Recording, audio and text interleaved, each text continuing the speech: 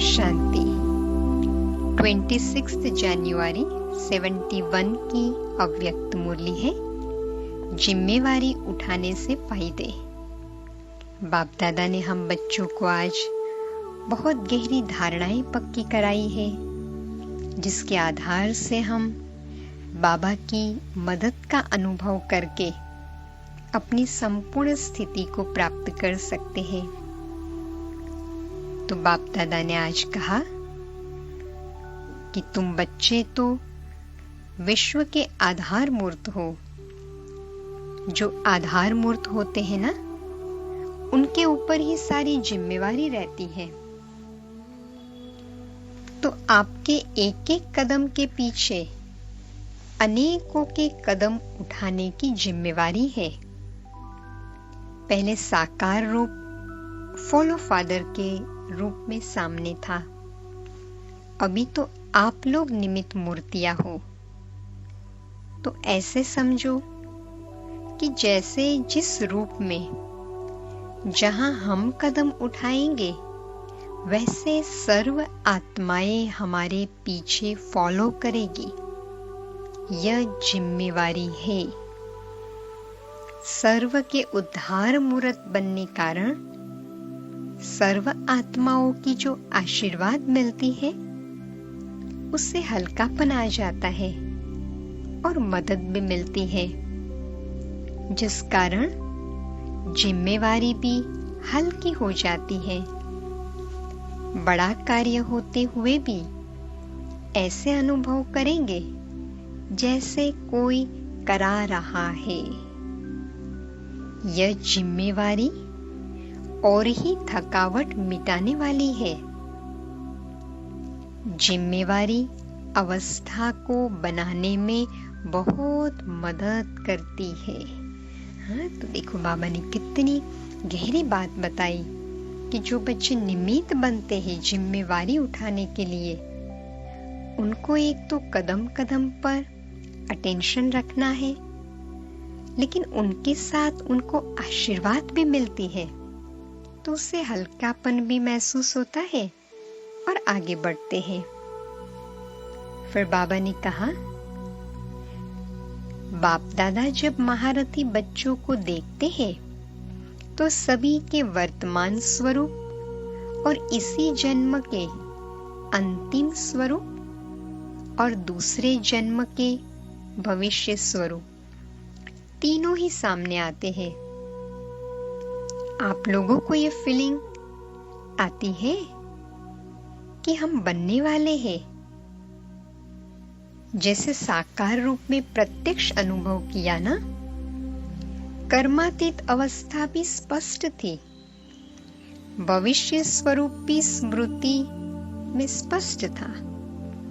भविष्य संस्कार इस स्वरूप में प्रत्यक्ष दिखाई देते थे। तो आप सभी ऐसे अनुभव करेंगे जैसे कि बस यह शरीर छूड़ा और वह तैयार है। बुद्धि बल द्वारा इतना स्पष्ट अनुभव होगा। हाँ, बाबा ने कहा क्या अनुभव होगा कि बस भविष्य हमारा स्वरूप रेडी है, यह शरीर छोड़ा और वह तैयार है। अभी दिन प्रतिदिन अपनी सर्विस से, अपने सहयोगीपन से और अपने संस्कारों को मिटाने की शक्ति से अपने अंतिम स्वरूप और भविष्य स्वरूप को जान जाएंगे। हाँ, कितनी बाबा ने महीन बात बताई ना। हमारे संस्कार मिटाने की शक्ति, हमारी स्थिति से भविष्य और अंतिम स्वरूप को जान जाएंगे। पहले कहते थे ऐसा समय आएगा जो नजदीक वाले और दूर वाले स्पष्ट दिखाई देंगे।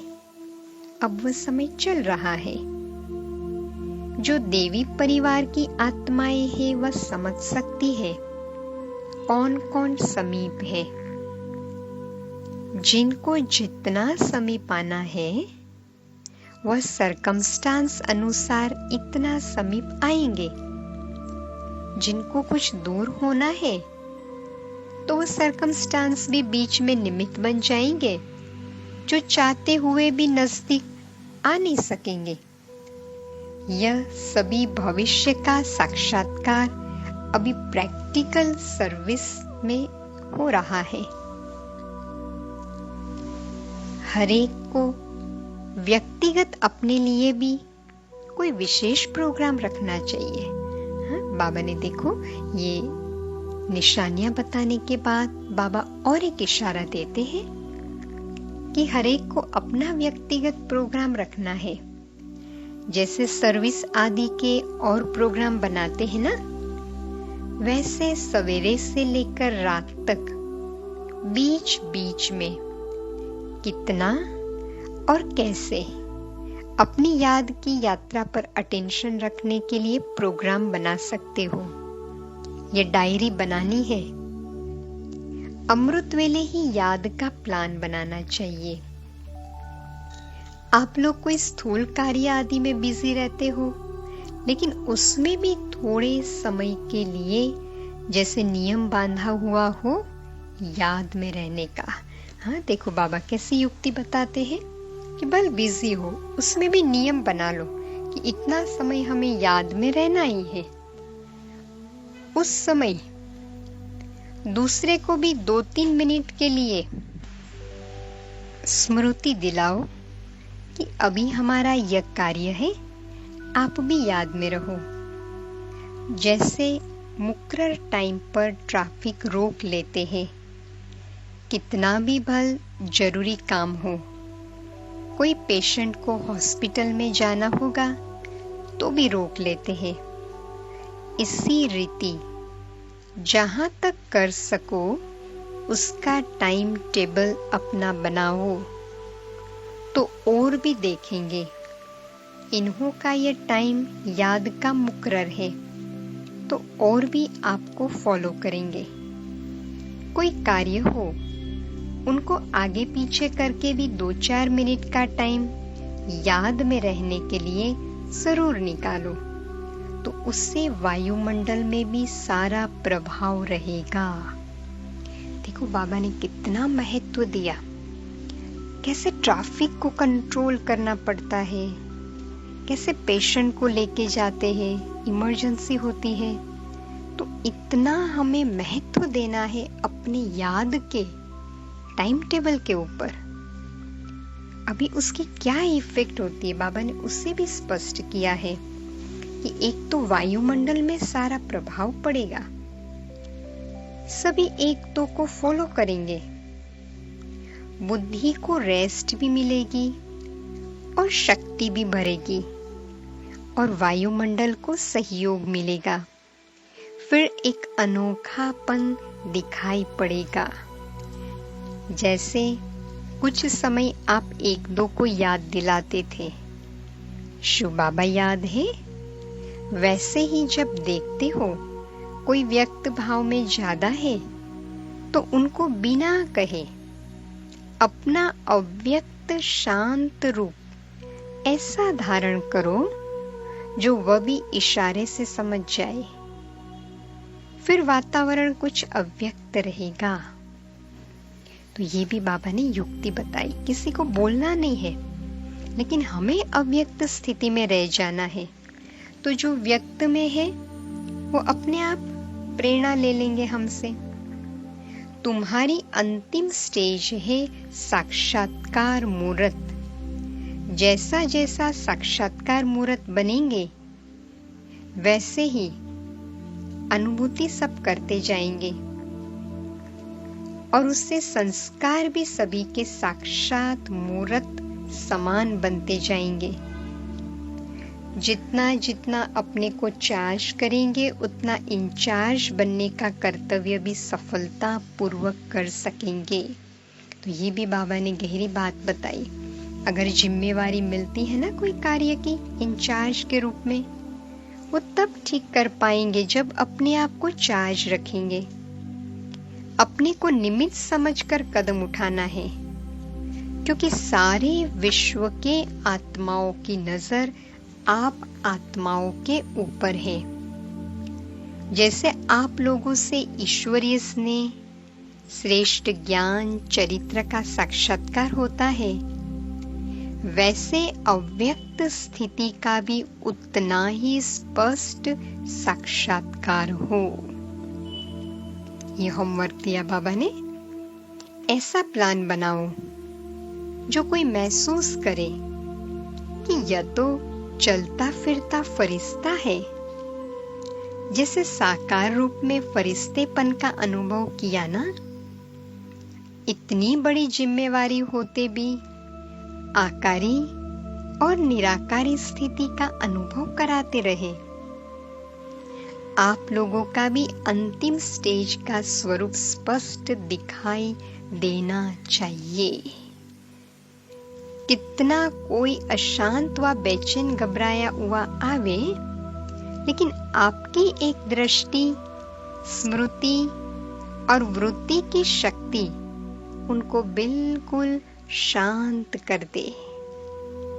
कोई कितना भी व्यक्त भाव में हो, लेकिन आप लोगों के सामने आते ही अव्यक्त स्थिति का अनुभव करें।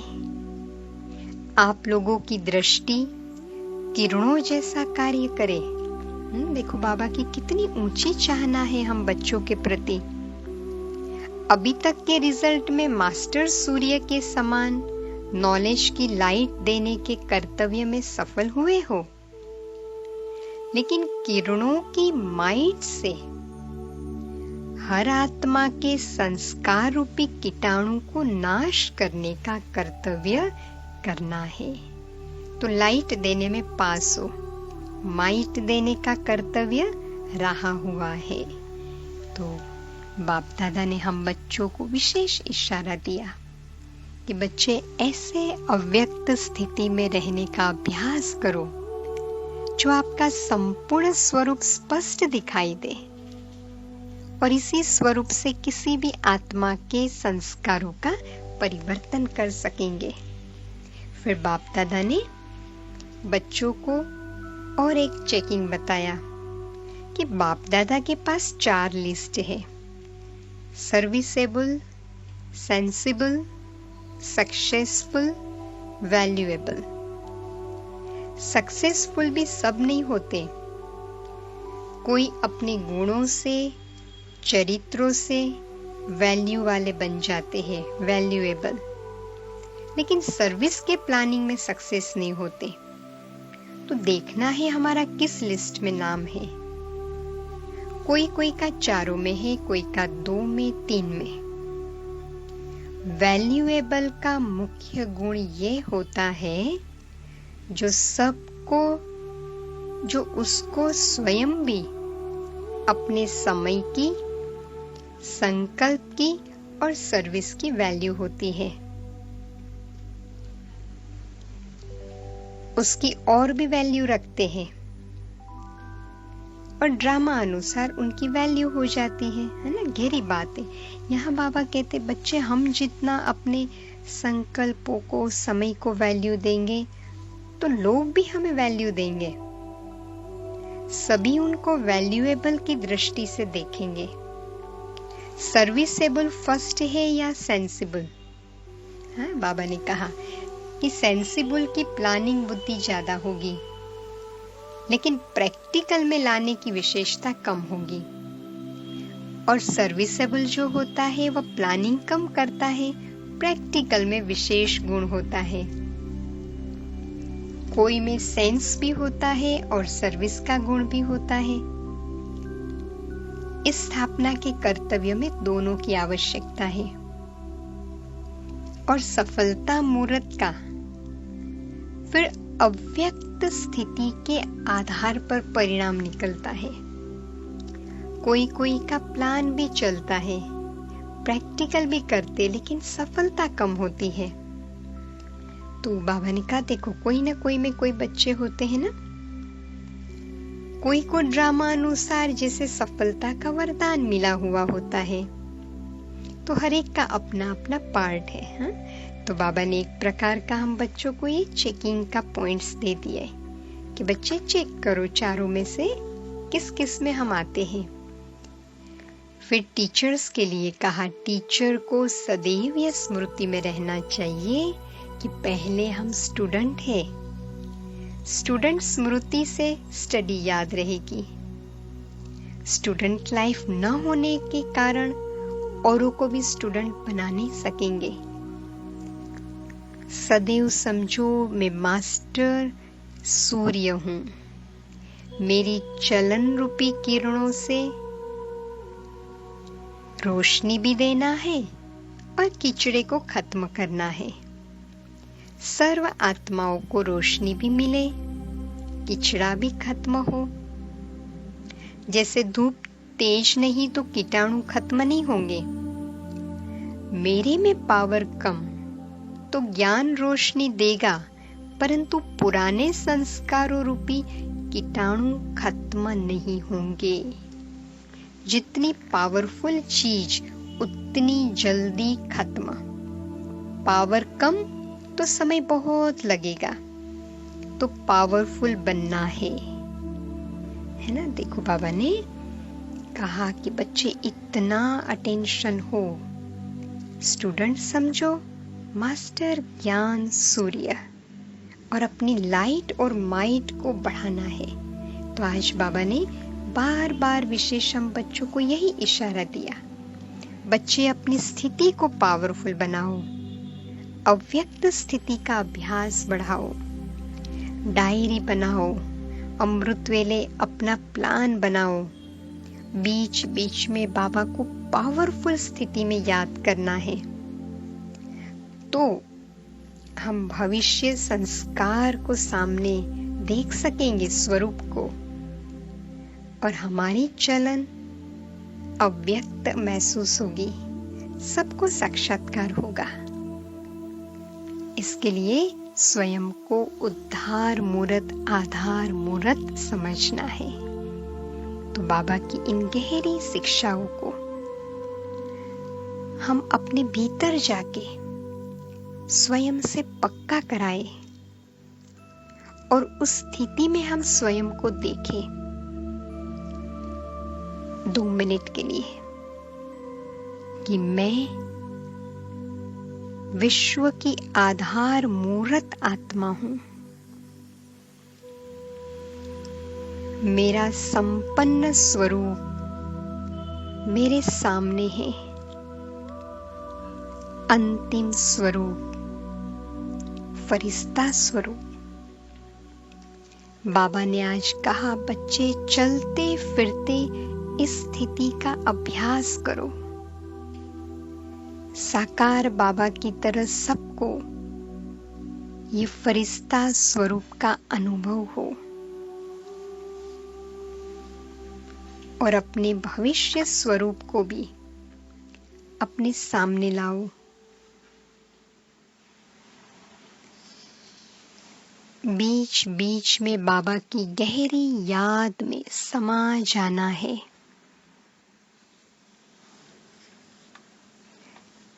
इससे जिम्मेवारी लाइट अनुभव होगी।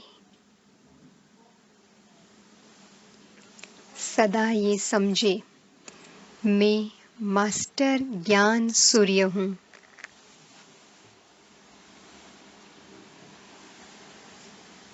मुझे अपनी लाइट और माइट से सभी के पुराने संस्कारों रूपी कीटाणु को खत्म करना है। बाबा ने कहा, बच्चे ऐसी दृष्टि से अब किरण निकलनी चाहिए। माइट का अनुभव होना चाहिए। तो ये अभ्यास करें। ओम शांति।